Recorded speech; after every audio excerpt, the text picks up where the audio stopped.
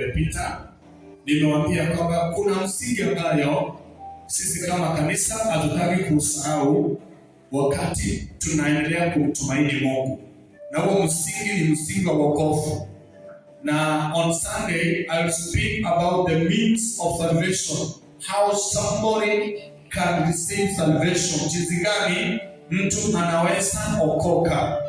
Kwa hivyo kwa leo I want to speak in the same context about the blood of Jesus from the book of Ephesians chapter 1 verse 7. Tusimame kwa miguu yetu tupate somo hilo as we pray and continue.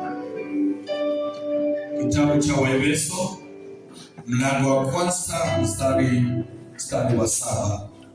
Ningependa one of us to read for us ineke kusi tunapoendelea katika neno la Mungu.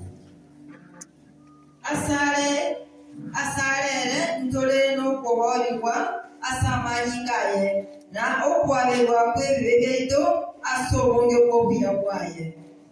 Thank you. Nasema in him we have redemption through his blood, the forgiveness of our trespasses according to the riches of his glory. May the Lord bless his word. Nimekombolewa na Yesu aliyenirehemia